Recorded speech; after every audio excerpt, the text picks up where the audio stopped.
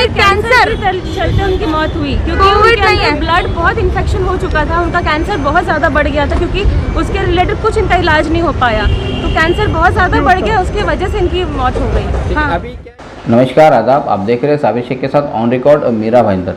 दोस्तों, हमारे मीरा भाईंदर शहर में कोरोना के मरीजों का इलाज करने के बहाने प्राइवेट हॉस्पिटल वालों ने जो लूटमार मचा रखी है, किस तरह से ये लोग एक गोरख धंधा चला रहे हैं, किस तरह से एक स्कैम के तहत ये लोग काम कर रहे हैं, इसका ताज़ा उदाहरण मैं आपको देने जा रहा हूँ, डॉक्यूमेंट के साथ में, एविडेंस के साथ में। इनके जो गोरख धंधे चल रहे हैं, इन गोरख धंधे को स्थानीय जो नेता है उनका भी कहीं ना कहीं छुपा समर्थन दिखाई दे रहा है। इसी के चलते इन अस्पताल पर कभी कार्रवाई नहीं हुई, ना ही इनकी अभी तक जांच हुई है। इतनी शिकायतें आने के बाद में भी मनपा भी खामोश है, स्थानीय नेता भी खामोश है।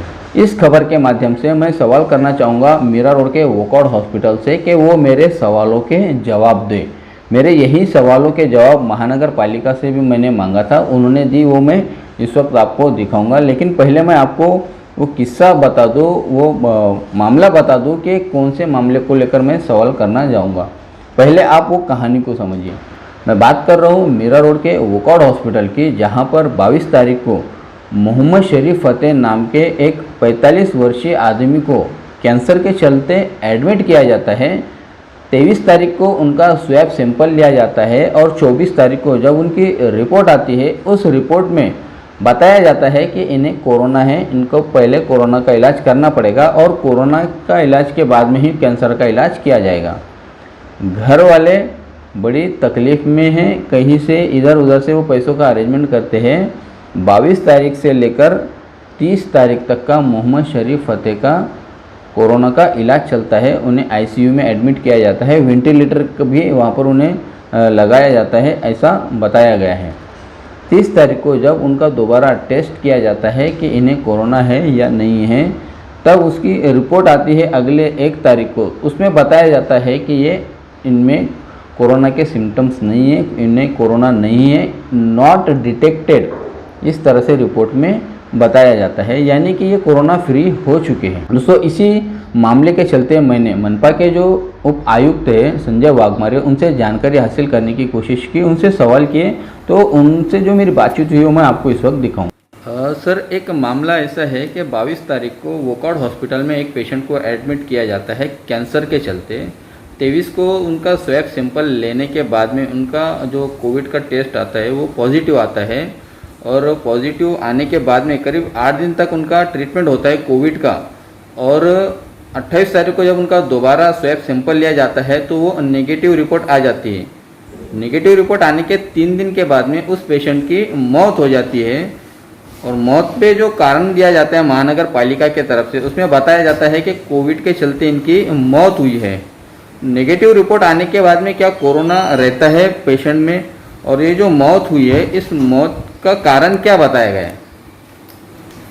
महानगर पालिका डेट एंड बर्थ जो भी हॉस्पिटल से सर्टिफिकेट्स आ जाते हैं उसके हिसाब से यहाँ पे नोंदनी की जाती है। अगर उनके डेथ सर्टिफिकेट पे कॉज ऑफ डेथ अगर कोविड बताया है तो उसकी कोविड नोंद होगी। महानगर पालिका खुद की तरफ से कोई भी रीज़न उसमें मेंशन नहीं करती, हॉस्पिटल की तरफ से जो भी आएगा सर्टिफिकेट उसके हिसाब से वहाँ पर नोंदनी हो जाती है।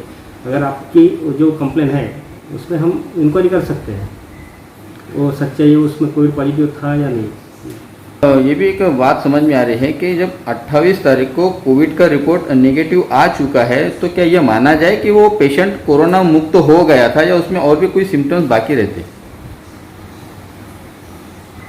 अगर कोरोना के सिम्टम दिख जाते हैं तो कोरोना का ट्रीटमेंट जो चलता है वो 10 दिन के लिए ट्रीटमेंट चालू रहता है। 10 दिन के बाद ट्रांसमिशन की पॉसिबिलिटी कम हो जाती है। 10 दिन तक वो तो ट्रांसमिशन हो सकता है। सर, ये जिस केस की मैं बात कर रहा हूँ, इस केस में घर वालों ने भी जो है शंका जाहिर की है कि उनका पेशेंट कैंसर के चलते उनकी डेथ हुई है, जबकि उनको बताया गया है कि कोरोना हो चुका था और कोरोना से भी वो बरी हो चुके थे, मुक्त हो चुके थे। तो क्या लगता है कि यहाँ पर हॉस्पिटल ने बड़े पैमाने पर धांधली की है, या फिर ये महानगर पालिका की गलती कहा जाएगी? उसमें महानगर पालिका की कोई गलती है ही नहीं। अगर आपका ये कहना है तो हम वहाँ पे चौकसी कर सकते हैं।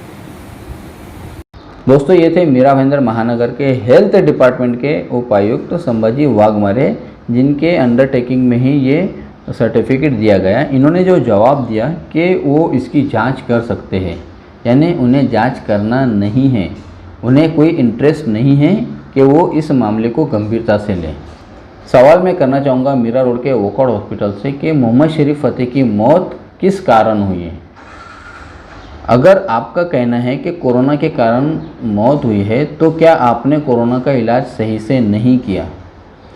क्या कोरोना के इलाज के दौरान आपने जो लाखों रुपए इन घर वालों से लिए हैं, उन लाखों रुपए में आपने जो ट्रीटमेंट किया है, वो ट्रीटमेंट आपका किस काम का था? क्या वो वाकई में ट्रीटमेंट कारगर साबित हुआ या सिर्फ पेपर पे ही आपने वो ट्रीटमेंट किया है? इसका जवाब मैं आपसे ज़रूर जानना चाहूँगा। मेरा अगला सवाल रहेगा वोकआउट हॉस्पिटल के लिए ही कि जब आपने इन्हें कोरोना फ्री बता दिया है, रिपोर्ट ने बता दी है, तो क्या वो रिपोर्ट गलत थी जो SRL से आई थी? उस रिपोर्ट में नॉट डिटेक्टेड जब बता दिया गया है, तो फिर इनकी मौत कोरोना से ही एक दिन में कैसे हो गई? क्या कोरोना के जो सेल्स है वो इतने एक्टिव हो गए कि उन्हें 24 घंटे की मोहलत भी नहीं मिली कि वो ज़िंदा रह सके? पहली रिपोर्ट सही थी या दूसरी रिपोर्ट सही थी? इन सवालों के जवाब आपको देना होगा। साथ में ही मैंने जो सवाल किए हैं या मैं आपको जो चैलेंज कर रहा हूँ, मैं चाहूँगा कि आप मेरे साथ में डिबेट करें, सामने उस तथ्यों के आधार पर आप भी बात करें, मैं भी आधार पे बात करूँगा। मैं उस फैमिली को भी साथ में रखूँगा जिनके घर का ये मामला है। आप बात करना नहीं चाहेंगे तो हम समझ जाएंगे कि दाल में काला नहीं, पूरी दाल काली है। ये बड़ा आपका स्कैंडल चल रहा है, ये साबित हो जाएगा। मैंने यहाँ पे मेरे डैडी को एडमिट किया था, मोहम्मद शरीफ को। उनको तकलीफ थी कमर में। इनको एट दी एंड डॉक्टर ने बताया था कि इनको कैंसर था। ठीक है, तो हमने इनको कैंसर के लिए यहाँ पे एडमिट किया था। 22 तारीख को एडमिट किया था हमने यहाँ पे इनको कैंसर के लिए। उसके बाद 23 को टेस्टिंग किया। इन लोग ने 24 को शाम को हमको रिपोर्ट बताया, बोलते ये तो कोरोना पॉजिटिव है। बोलते कि अब इनका कैंसर का इलाज तो कुछ होगा नहीं। खैर उनको खांसी सर्दी कुछ था नहीं। जब उनको कोई सिम्टम्स था ही नहीं, इन्होंने कोविड बता दिया। कोविड के बाद इन्होंने इनको आइसोलेट कर दिया। डॉक्टर ने बताया था इनको बहुत ही हाई ग्रेड, बहुत ही एग्रेसिव कैंसर है जो बॉडी में बहुत तेजी से बढ़ रहा है। जब तक उन्होंने कोविड में रखा था, थोड़ी बहुत हमारी उनसे बात होती थी। दिन ब दिन उनकी कंडीशन क्रिटिकल होते गई। उन्होंने इतना से बिल बढ़ाते गए। बात फाइनेंशियली हम पूरे लूट गए। हाँ, 4,35,000 का बिल भरा है और हमने इनको पहले से ही 2,20,000 भर चुके हैं। हमने तो इतने तमाशे किए कि हमें डिस्चार्ज करना है, तब उन्होंने बोला कि 1 घंटे पहले इंतकाल हो गया। पहला रिपोर्ट हमने 23 तारीख को किया, जिसके अंदर इन लोगों ने बताया कि पॉजिटिव है। हमारा बहुत प्रेशर डालने के बाद इन लोगों ने वापस रिव्यू किया उनका रिपोर्ट, तो उसमें इनका नेगेटिव आया। 8 दिन के बाद में उनका रिपोर्ट नेगेटिव आया। तो हमें ये भी डाउट है कि इन लोगों ने हमें सही रिपोर्ट दी कि नहीं दी। पहला वाला सच है कि दूसरा वाला सच है, यही नहीं समझ पा रहे। क्योंकि बोला जाता है 10 दिन बाद कराए होते हैं, तो जब ये वाला नेगेटिव है तो पहला वाला पॉजिटिव कैसा था? और पहला वाला पॉजिटिव है तो ये वाला नेगेटिव कैसा है? कैंसर पेशेंट को लेकर आ रहे हो, तुम उनका इलाज नहीं करा रहे हो और तुम बिल पे बिल बना रहे हो, पूरे फैमिली को हैरेस कर रहे हो। बार्गेनिंग चल रहा है यहाँ पे, पेशेंट का बार्गेनिंग चल रहा है। ये हॉस्पिटल है। हॉस्पिटल की यहाँ पर जवाबदेही बनती है कि इन सवालों के जवाब दें। अगर वो साफ है, क्लियर है, तो वो इन सवाल के जवाब ज़रूर देंगे। साथ में ही मैं यहाँ के जो हमारे नेता हैं, उन नेताओं से भी सवाल करना चाहूँगा कि जब आपके पास में भी शिकायतें आने लगी प्राइवेट हॉस्पिटल के लूटमार की, तो आपने उन हॉस्पिटल वालों के खिलाफ में आवाज़ क्यों नहीं उठाई? लोगों का साथ क्यों नहीं दिया? जनता का साथ क्यों नहीं दिया? जो पीड़ित है, जो भूख तो भूखी है, जो संकट में घिरे हुए हैं, ऐसे लोगों की मदद न करते हुए आपकी खामोशी भी बयान करती है कि कहीं ना कहीं इन हॉस्पिटल वालों ने जो गोरख धंधा जारी रखा है उसको भी आपका समर्थन रहा है। महानगर पालिका का तो समर्थन रहता ही है, लेकिन यहाँ के नेताओं का भी समर्थन रहा है, ये भी साफ दर्शाता है। हम उम्मीद करते हैं कि हमारे इन सवालों के जवाब वोकआउट हॉस्पिटल ज़रूर देगा और साथ में ही हम लोगों से भी अपील करेंगे कि बाकी के जो और भी जो हॉस्पिटल है उसमें भी इस तरीके की जो घटनाएं घटी होगी, आप वो हमसे शेयर करें, हमें बताएं, हम उसे भी उजागर करेंगे। हम उन हॉस्पिटल वालों के खिलाफ में भी सवाल ज़रूर करेंगे। आप देख रहे हैं साबिर शेख के साथ ऑन रिकॉर्ड मीरा भाईंदर। धन्यवाद।